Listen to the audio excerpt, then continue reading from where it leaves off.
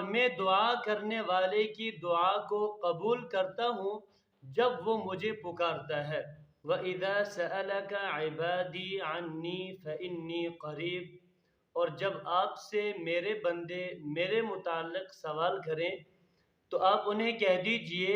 فَإِنِّي قریب، کہ بے شک میں تمہارے قریب ہوں، یعنی تمہاری دعا سننے اور اسے قبول کرنے اور تمہیں انعام دینے کے اعتبار سے تمہارے قریب ہوں، کہ میرے اور میرے بندے کے درمیان کوئی پردہ، کوئی حجاب نہیں ہے۔ اجیب دعوت الداعی اذا دعانی،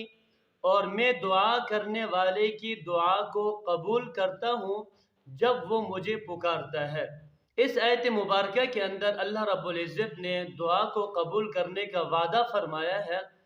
کہ کوئی بھی آدمی کسی وقت بھی کوئی بھی اللہ سے دعا مانگے،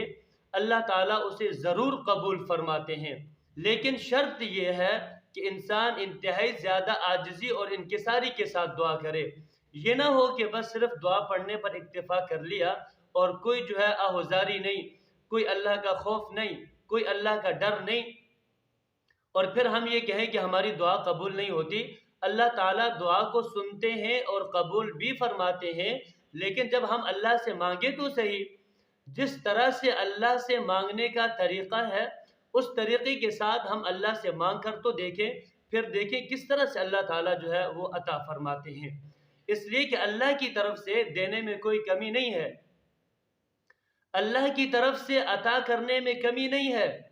کمی ہے تو وہ ہماری طرف سے مانگنے میں کمی ہے۔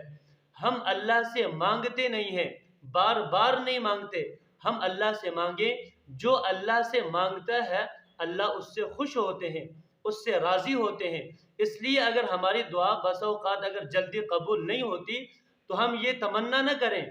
اور اس کی جلد قبولیت کی جو ہے یعنی تمنا نہ کریں، بلکہ ہم بار بار دعا کرتے رہیں، اس لیے کہ جو دعائیں ہماری دنیا کے اندر قبول نہیں ہوں گی ان کا آخرت میں اللہ تعالیٰ اجر اور بدلہ عطا فرمائے۔